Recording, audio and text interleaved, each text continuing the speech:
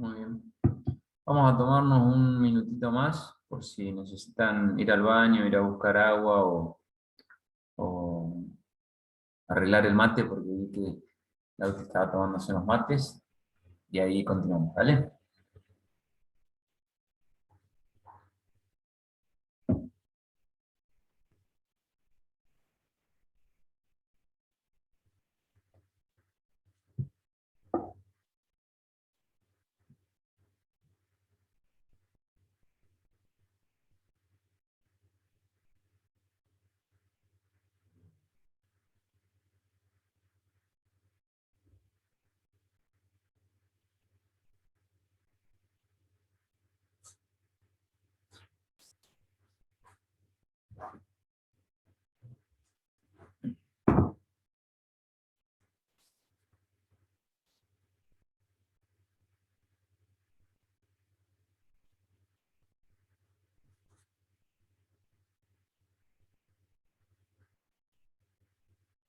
¿Pudiste arreglar el mate, Lauti?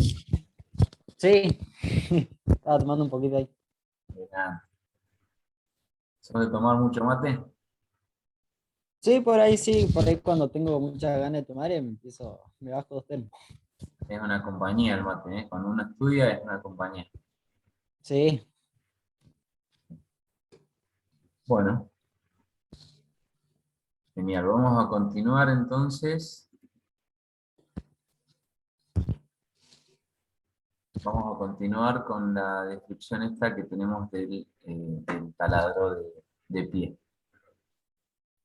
Seguramente cuando vuelvan ahora al taller lo van a utilizar porque el taladrado es una práctica que se hace sí o sí en segundo año. ¿y por qué no Todas las... usamos, ¿Cómo? y por qué no usamos el taladro de mano ahí en la escuela, ¿no? ¿Por qué no adaptaron ese para los chicos? Muy buena pregunta, muy muy buena pregunta. El taladro de mano lo que tiene es que por ahí no baja o no podemos estar seguros de que eh, nuestro pulso va a hacer que baje derechito, derechito. ¿Viste que Alejo comentó que se le partieron las mechas porque, Claro, porque movió el taladro? Vos cuando tenés la superficie que vas a agujerear y bajás derechito, la mecha no se rompe. Pero si vos, cuando ibas bajando, inclinaste un poco, puede ser que ahí se parta la mecha. ¿Viste? En cambio, con este otro taladro, no hay forma de que se doble. Sí o sí, baja claro. derechito, derechito. Y como en ajuste se hacen por ahí perforaciones que son muy pequeñas, perforaciones de agujeritos chiquititos, se utiliza siempre este tipo de taladro. Pero muy buena tu pregunta. Bueno, profe, nada. Bien, entonces, repasemos las partes más importantes que nosotros tenemos que conocer mínimamente, ¿sí? De este taladro. Primero, dijimos, bueno, eh, la parte de arriba tiene las correas. Si yo quiero cambiar la velocidad del taladro, puedo mover las correas. Pero eso me implica abrir la tapa, hacer un estudio más profundo de cómo funciona el taladro. Después tengo partes importantísimas que yo debo conocer, como la mesa de trabajo. Está aquí, esta es la mesa de trabajo. Como ven en el listado este, dice mesa de trabajo, número 6. ¿Qué pasa con la mesa de trabajo? La mesa de trabajo se mueve a lo largo del mástil, ¿sí?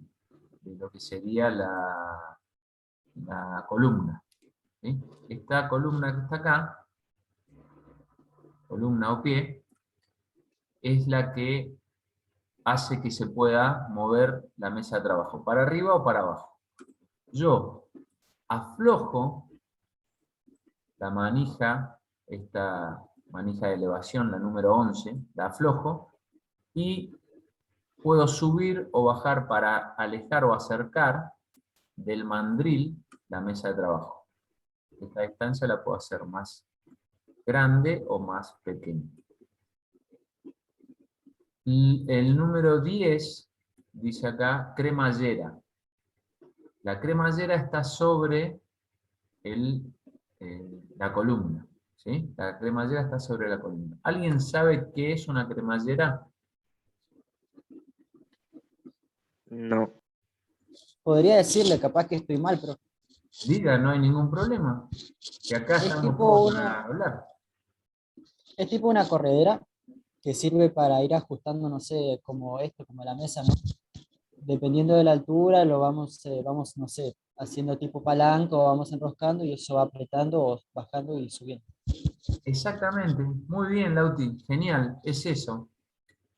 La cremallera es un sistema mecánico para mover algo, que se basa en un riel que tiene dientes, un riel que tiene dientes, y un rodamiento que también tiene dientes. Y como bien dice Lauti, voy girando el rodamiento y este pasando va pasando a través de los dientes por acá, para acá, para acá, para acá, y se va moviendo. Entonces, en la mesa de trabajo está el rodamiento, y en la columna está, como decía Lauti, las rayitas o las cositas. Entonces, cuando yo giro esta manija, este rodamiento gira y va escalando, tic, tic, tic, para subir por esa cremallera. ¿Sí? Perfecto. Es un dato anexo, no es algo que que es de estudio de este curso, pero ya que salió el tema, justamente, cremallera. Muy bien, Lauti, ¿eh? Bien. Dijimos entonces, mesa de trabajo que se desliza sobre la columna. Las manijas para poder subir y bajar el mandril con la mecha.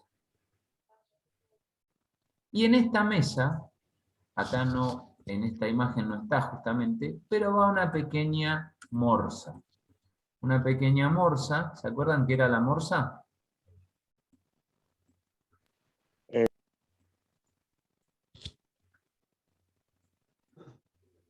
¿Qué era la morsa?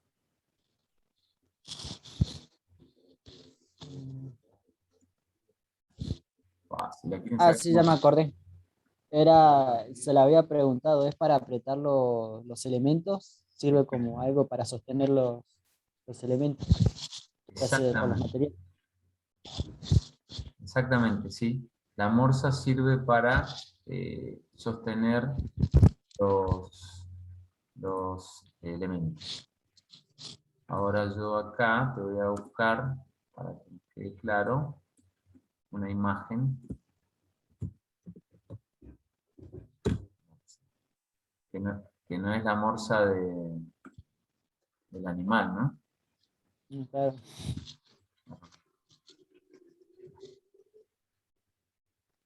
Esta es una morsa.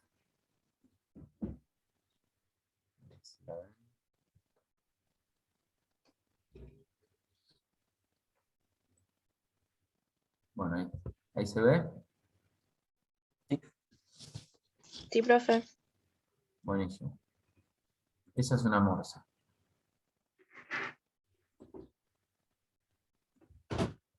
Perfecto. Entonces dijimos, en la mesa va una pequeña morsa para agarrar o para sujetar, como bien dice Lauti, los materiales. Punto importante, otro punto importante. Nunca, nunca, cuando yo estoy haciendo una perforación, se sujeta el material con la mano. ¿sí? Nunca se sujeta el material con la mano, siempre se tiene que agarrar con una morsa, porque la mecha se puede trabar al material y hacer girar el material. Y ese material me puede lastimar la mano al girarse. ¿Sí? Ese es un punto importante de seguridad. Bien, perfectísimo. Entonces ya tenemos más o menos lo que interesa sobre las partes de la morsa. Como estábamos hablando de seguridad, tenemos que decir cuáles son los puntos importantes cuando estoy trabajando con un taladro. Primero, y fundamental, utilizar siempre los lentes de seguridad. ¿Sí? Como bien dijo Dana, por la proyección de las partículas. ¿Quién me puede leer la segunda, por favor? Yo, profe. Dale, Alejo. No utilices anillos, collares o ropa floja al taladrar. Perfecto. ¿Qué me pueden decir de eso? ¿Por qué creen que no se puede utilizar un anillo o collares? Porque se Porque se pueden pueden trabar. enganchar en las herramientas. Exactamente. Porque gira, esta es una herramienta que gira, ¿sí? El mandril está girando con la mecha y se me puede enganchar. ¿Alguien más quería decir algo? Justo no alcancé a ver quién era. Ah, sí, profe, pero iba a decir algo así igual a eso. ¿Quién quiere leer la Yo otra? también, profe. ¿La tercera? Yo quité la viruta con la mano. Ustedes lo. Bien. Eso quiere decir, profe, como que si nosotros retiramos el resto de material que queda en nuestras manos, se nos puede, sí, o sea, sin guantes se nos puede como cortar, porque el material por sí es medio filoso. Exactamente, tal cual. Exactamente como dice Marcelo. La viruta son los pedacitos de material, ¿sí?, que salen cuando yo estoy haciendo la perforación. Esa viruta, como bien describe Marcelo, puede tener filo, o además puede estar caliente, porque la mecha al estar rozando contra el material, ese roce levanta temperatura. Entonces nunca tengo que quitar esa viruta con las manos. También podemos agregar acá, nunca sople la viruta. Porque, bueno, no la quito con las manos, ¿cómo hago? ¿La soplo? No, tampoco. No soples, porque se te puede ir a los ojos. ¿Sí? ¿Y cómo la saco entonces? ¿Qué se le ocurre a usted? ¿Cómo la puedo sacar? Con un guante puede ser, o sea, te pones un guante y vas con la mano o es otra mano. Profe, ¿Sí, Lauti? Esa no estaría del todo bien. ¿Qué ibas a decir, Lauti? puede ser con un cepillo, capaz que ahí en el taller nos dejan un cepillo para que nosotros barramos todo eso. Ahí está, perfecto. Un cepillo o un pincel, como el de pintar, bueno, con un pincel, siempre es mejor usar, Marce, siempre es mejor usar una herramienta para hacer un trabajo. Si puedo evitar usar las manos, aunque las tenga cubiertas con un guante, como decís vos, qué sé yo, si no tengo otra cosa, bueno, mejor hacerlo con el guante que con la mano descubierta. Pero si tengo la posibilidad, siempre es mejor usar una herramienta para todos los trabajos que vaya a hacer. ¿Sí? Si yo por ahí tengo que, no sé, atornillar o apretar un tornillo, capaz que si me pongo un guante, capaz que lo puedo apretar un poquito con la mano. Pero mejor sería con un destornillador, o si tiene la cabeza cuadrada, con una llave. ¿Sí? Siempre hay que tratar de usar una herramienta. Bueno, perfectísimo. Muy buenos los aportes. Está bueno porque sean para un lado o para el otro, el aporte siempre nos lleva a descubrir cómo hacer las cosas. de la mejor manera. ¿Quién lee la otra? ¿Puedo leerla, profe? La 4, sí, dale. Asegurarse haber quitado la llave que ajusta el mandril. Perfecto, perfectísimo. Yo creo que es para que no salga, para que no, cuando esté, una vez que apretemos, ¿no?, el mandril, y si nosotros dejamos la llave puesta, ¿cómo se llamaba? Se me olvidó el nombre del que hace el agujero, ¿cómo se llamaba? Se me acaba ¿Era de olvidar. mecha? Mecha. De la mecha, eso. Muy bien, Por Alejo. ahí, Sí, Lauti. pues se puede desajustar y bueno, puede salir volando o se puede trabar en el material. Tal cual. Exactamente, es así. Cuando yo aprieto el mandril, aprieto la mecha con una llave. Y si yo la dejo puesta, cuando empieza a girar, esa llave vuela. Entonces siempre hay que asegurarse de haber quitado la llave que ajusta el mandril. Muy bien. ¿Quién le da otra? Yo. Dale. Nunca sostenga la pieza con la mano. Bien, perfecto. Nunca sostenga la pieza en la mano. Era lo que estábamos hablando hace un ratito, ¿verdad? Si yo tengo la planchuela con la que fabriqué la ménsula para mi estantería, ¿se acuerdan cuando fabricamos la ménsula esa para poner los libros? Sí. Sí, Bueno, Sí, ahí le tenía que hacer agujeros para ponerlo en la pared, ¿verdad? Sí. Si yo agarro la planchuela con la mano, se puede trabar y me puedo lastimar la mano. Entonces nunca hay que sostener la pieza con la mano, siempre con la morsa. Acá vemos algunos ejemplos de las mechas. Tipos de mechas, porque hay mechas para metal, como bien dijeron ustedes, y mechas para madera. Nosotros acá estamos viendo algunos ejemplos que son mechas, diferentes tipos de mechas para metal. ¿Conocen alguna de estas? ¿Han visto alguna vez? Sí, me suenan de haberlas visto. ¿Cuál? Y más o menos cuál te suena, cómo, dónde la viste, ¿qué nos puedes contar? ah,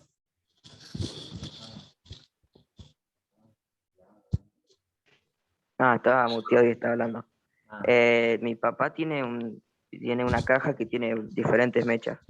Y vi la broca escalonada. Y después no sé si era la broca de acero rápido o la broca de acero al carbono, porque eran parecidas. son parecidas, exactamente. En forma son iguales, lo único que cambia es de qué material están hechos. La de acero rápido y la de acero al carbono, vos las ves y las formas son idénticas, pero cambia el material del que están hechos.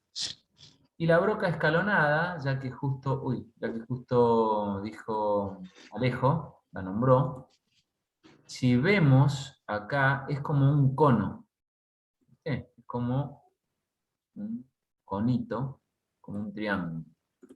¿Y por qué escalonada? Porque tiene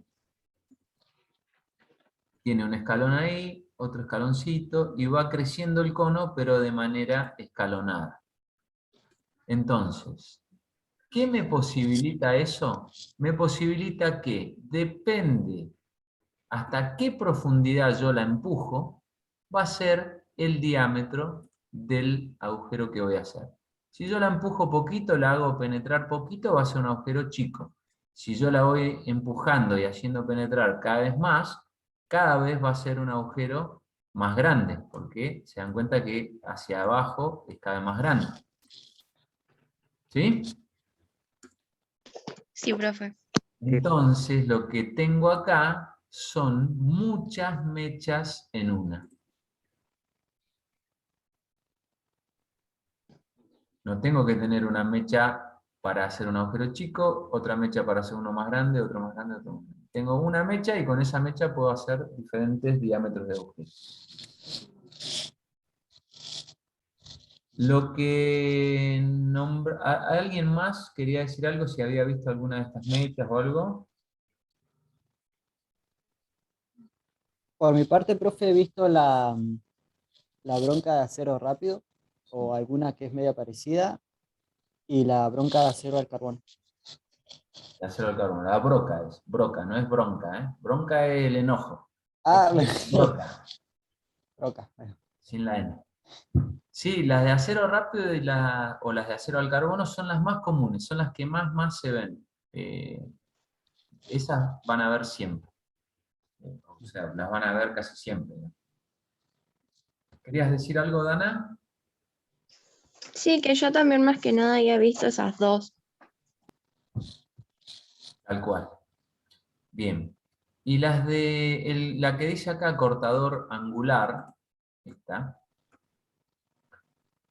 estas brocas se utilizan para cortar el borde de un orificio. ¿Qué quiere decir eso? Quiere decir que se usan no para hacer la perforación en sí. A ver si me sale, le voy a hacer un dibujo. Soy recopado para dibujar. Ajá. Esto que está acá, voy a hacer más copado. A ver si me sale. Mirá, yo tengo el material,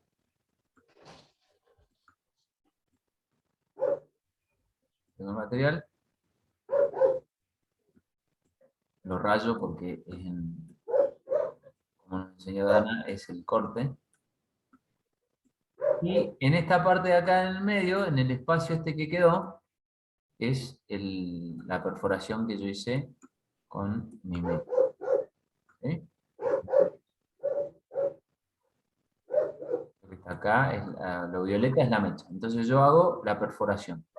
Ahora, esta mecha de corte anular se utiliza para cortar solo el borde del orificio. ¿Qué quiere decir eso? El borde del orificio es cuando yo quiero cortar una parte de el borde de lo que yo hice. Acá, esto, le quiero sacar esta parte y esta parte.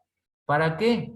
Para que, por ejemplo, pueda quedar un tornillo que yo voy a poner y la cabeza del tornillo me quede en la misma línea que el material, como que quede escondido.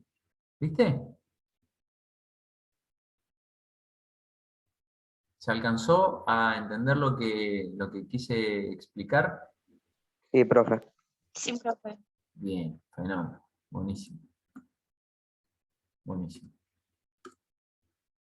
Otra cosa que nos dice la imagen esta que tenemos acá es el ángulo del filo de la mecha.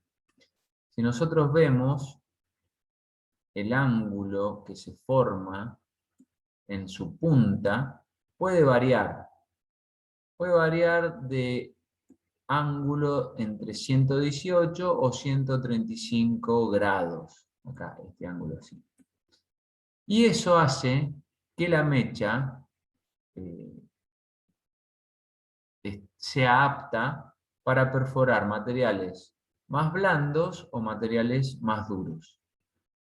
Yo tengo que elegir una mecha, depende el material que voy a perforar, y esa mecha tiene que tener cierto filo. Ser fabricada, ya sea en acero rápido o acero al carbono, y tener un cierto ángulo de afilado. Estas cosas que yo les estoy contando son súper técnicas. Ustedes que van a ser técnicos, las van a manejar y las van a aplicar. Después, en el transcurrir de los trabajos, muchas veces estas cosas no se les da tanta importancia. Muchas veces se agarra una mecha y solamente por el diámetro y se hace la perforación. pero hay que tener en cuenta de que hay que elegir bien la herramienta que tengo que utilizar para cada trabajo.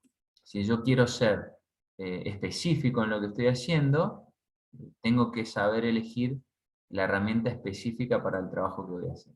O elegir una herramienta que me sirva, que sea versátil, como se dice, versátil es que se puede usar para muchas cosas. Elegir una mecha que sea versátil, como es el ejemplo que vimos de la broca escalonada. Esta es versátil, porque una sola mecha me hace muchos agujeros, ¿sí? Y que yo pueda hacer el trabajo sin estar pensando, a ver, a ver el ángulo que tiene, a ver de qué está fabricada, ¿sí? Son cosas que por ahí, ahora con la tecnología que hay, ya no se les da tanta importancia, porque una mecha me sirve para hacer varios trabajos. Pero bueno, son datos que son interesantes de conocer también. Bien. ¿Qué tenemos de las mechas? Además de eso que dijimos de los tipos de mecha y el ángulo del filo, tenemos que dos dimensiones importantes que yo tengo que conocer, una mucho más que la otra, el diámetro y la longitud. El diámetro es la más importante de las dimensiones o medidas que yo tengo que tener de la mecha. ¿Por qué? Porque es la que me va a dar el tamaño de la perforación que voy a hacer. Si yo hago una perforación muy chica, no va a entrar el tornillo que yo quería poner para fijar ese material. Si yo hago una perforación muy grande, ¿qué va a pasar? Se va a pasar de largo el tornillo. ¿Sí? Entonces, siempre es importante el tamaño de la mecha. Ahora, una recomendación muy importante a la hora de hacer una perforación, cuando vayamos al taller y estemos en el taladro de banco, primer recomendación, todas esas normas de seguridad que vimos, ponernos los lentes, no usar ropa floja, no agarrar el material con la mano y, como dijo Lauti, no dejar la llave en el mandril, porque cuando la prenda, ¡pum!, sale el balazo volando. Otras recomendaciones importantes son, si voy a hacer un agujero grande, primero tengo que hacer un agujero chico. Esa es una regla en el ajuste. Si voy a hacer un agujero grande, por ejemplo, de 6 milímetros para arriba, 6, 7, 8, 9, 10, primero tengo que hacer un agujero chico. Por regla. ¿Por qué? Porque si yo hago un agujero grande, quiero hacer un agujero grande de una, lo más probable es que rompa la mecha en el sentido de, no que se me quiebre, sino que se me desafile, que se caliente mucho. Es mucho trabajo hacer un agujero grande. ¿Sí? Entonces, yo hago primero el agujero chico y sobre ese agujero chico después lo agrando con una mecha grande. ¿Está? Sí, Sí, Genial. profe. Sí, profe. Genial. Entonces, como vemos acá abajo, con este útil, ¿cómo se llamaba? Calibre. Calibre. Libre, muy bien. Mido la mecha, cuánto mide la mecha para saber si es del tamaño del agujero que quiero hacer, y hago la primer perforación, que está marcada acá, en naranja, que yo la acabo de marcar en verde, ahora lo borro, pero acá está en naranja, la primer perforación. Y después que hice esa primer perforación, busco otra mecha más grande, y hago una segunda perforación. ¿Sí?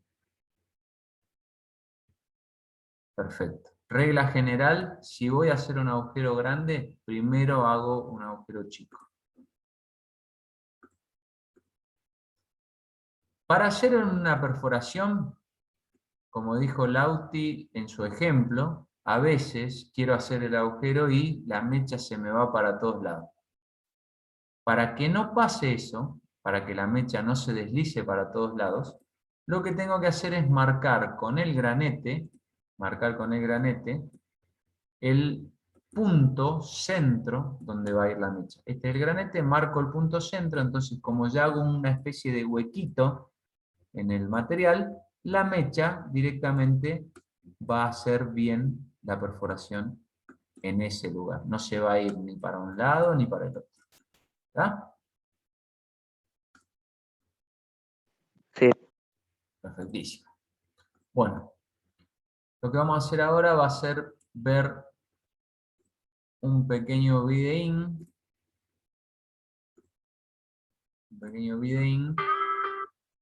Para que ustedes puedan ver cómo se hace una perforación. Un segundito. Clases, videos. Le voy a compartir.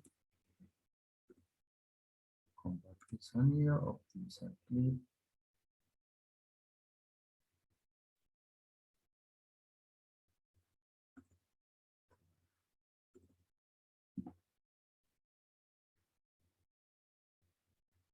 Vamos a aprender a operar el taladro de árbol Elite TV500. Perdón, este no es.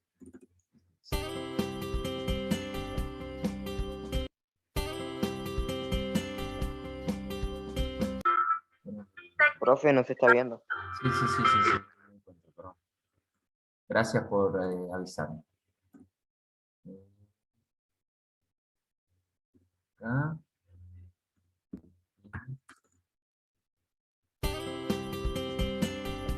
Ahora se ve. Técnicas de taladrado. ¿Se ve ahora, chicos? Por ahora no, profe. Por ahora no. No, profe, se una pantalla gris.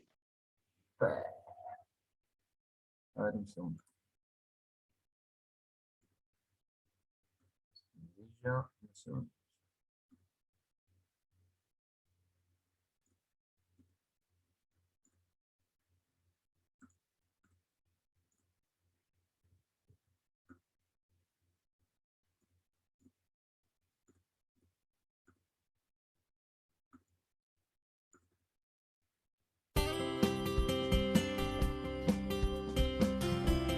Técnicas de taladrado.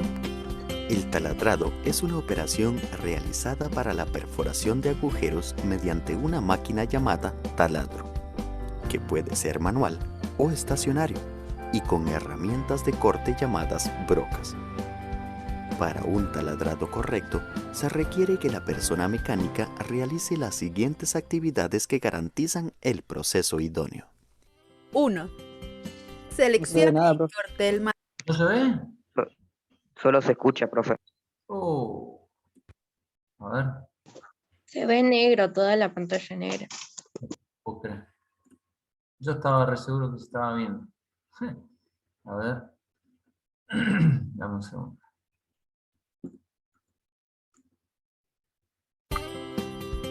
Segundo. Así. Y vamos a hacer así.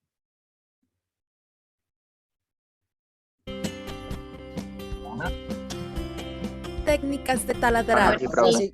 El taladrado es una operación realizada para la perforación de agujeros mediante una máquina llamada taladro, que puede ser manual o estacionario, y con herramientas de corte llamadas brocas.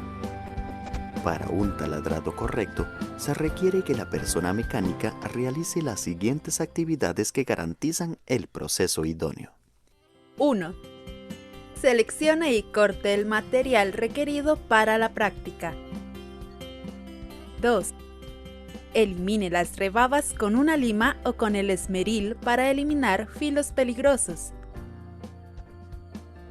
3. Realice los procedimientos aprendidos para el trazado de la pieza según las medidas requeridas. Marque las intersecciones con el granete. 4. Monte la pieza en la prensa del taladro. Póngala a nivel utilizando un nivel de burbuja o montándola sobre calzos paralelos. 5. De no contar con la prensa, se podría hacer un montaje sobre la mesa sujetando con bridas. En este caso es importante colocar la pieza sobre calzos paralelos para prevenir perforar la mesa en el taladrado. 6. Seleccione las brocas a utilizar según las perforaciones utilizadas en el plano. 7. Calcule las RPM requeridas utilizando la fórmula establecida para cada una de las brocas y ajuste la velocidad del husillo del taladro. 8. Coloque la broca de centro en el mandril portabroca. Apriete con la llave y verifique la concentricidad haciéndola girar. Reajuste si es requerido. 9. Ajuste la posición del primer agujero, alineando la punta de la broca con la intersección marcada. 10. Perfore el centro que servirá de guía a la broca definitiva. Refrigere con aceite de corte y elimine virutas durante el taladrado. 11. Cambie la broca de centro por la broca guía y termine el agujero con la broca indicada en el plano. Refrigere con aceite de corte. Remueva las virutas con brocha. 12. Cambie la broca por un avellanador o, en su defecto, una broca más grande para eliminar el filo del borde. 13. Cambie la posición para otro agujero y repita los pasos anteriores. Normas de seguridad en el taladrado. En operaciones de taladrado, siempre es conveniente aplicar medidas de seguridad para reducir los riesgos que se presentan. A continuación se enlistan algunas sugerencias. Utilizar siempre gafas de protección. No utilizar anillos, pulseras u objetos colgantes tanto en manos como en el cuello. Quitar siempre la viruta con un gancho o brocha y nunca con las manos. Evitar ropa holgada que pueda engancharse en la máquina. Evitar el uso del pelo largo o, en su defecto, colocarse una redecilla. Asegurar una buena sujeción de la pieza para evitar que sea liberada por la fuerza del taladrado.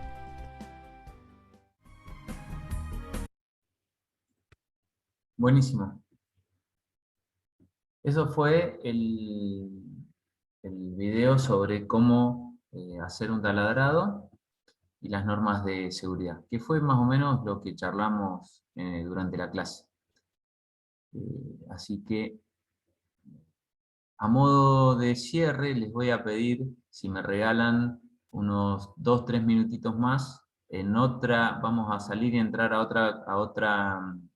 otro Zoom para poder hacer una actividad que les había planteado para cerrar la clase, ¿sí? Así que salimos y volvemos a entrar en otro Zoom para poder hacer esa actividad, ¿sí? Les pido, porfa. Bueno, profe. Así Bueno, salimos. profe. Bueno. Dale. Bueno, profe. Bien.